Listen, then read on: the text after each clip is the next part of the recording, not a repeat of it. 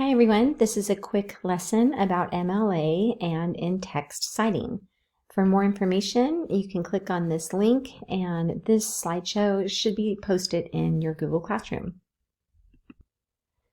MLA stands for the Modern Language Association. It's an organization responsible for developing the MLA format.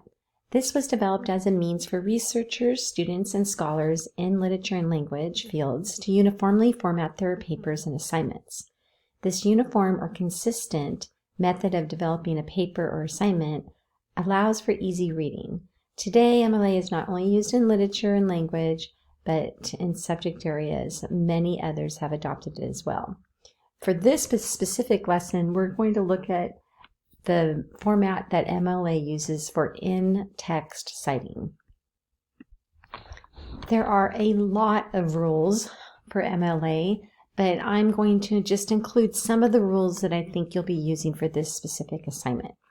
So the first rule says quoting a passage which is shorter than 4 lines and is to be incorporated as part of your sentence. So when we talk about getting a quote from a book, that's what the passage is. We're going to be using for our example quotes from a book or a novel called The Scarlet Letter. The author's name is Hawthorne, last name. And so this will be our example.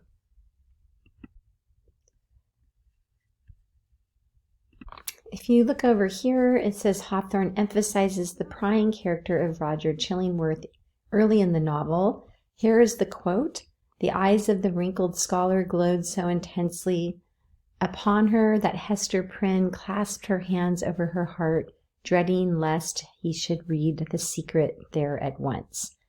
And you'll notice this part at the end. This is what we're going to spend a lot of time on, talking about how to correctly cite using MLA format. All right, now note the positions of the quotation marks, citation, and period at the end of the sentence. So here's the part in the quotation marks that is taken from the text. So there are quotation marks around it. But if you look down here, you'll see that there is no end mark where there should have been a period. Instead, that period comes after the citation. If this sentence ends in an exclamation point or a question mark, you'll keep that in there, but still put this period over here. Also note that the name of the author precedes the page number or page range if the quote continues across pages. So you have parentheses, the last name of the author.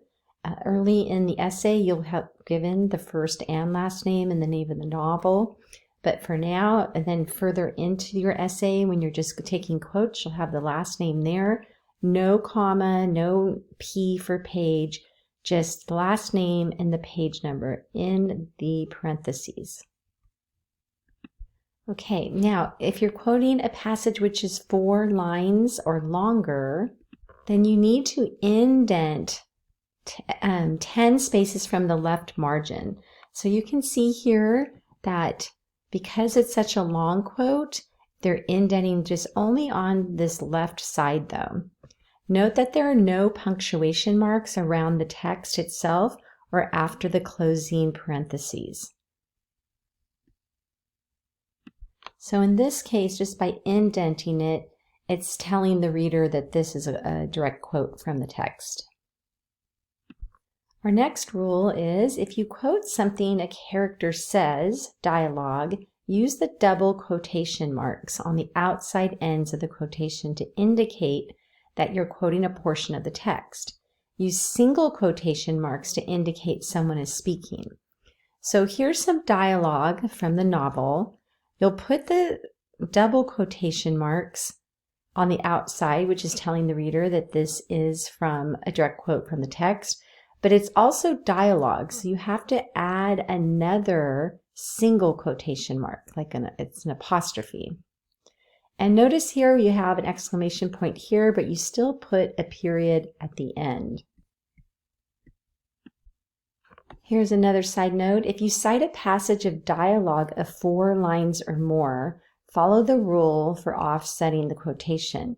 But remember to use double quotation marks at the beginning and end of the spoken portion to indicate that a character is speaking.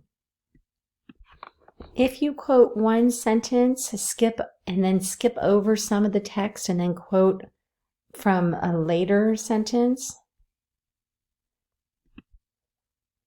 you need 4 ellipsis points, which is right here. I went ahead and highlighted these. These show the reader that this quote is broken up, or they're 2 separate quotes.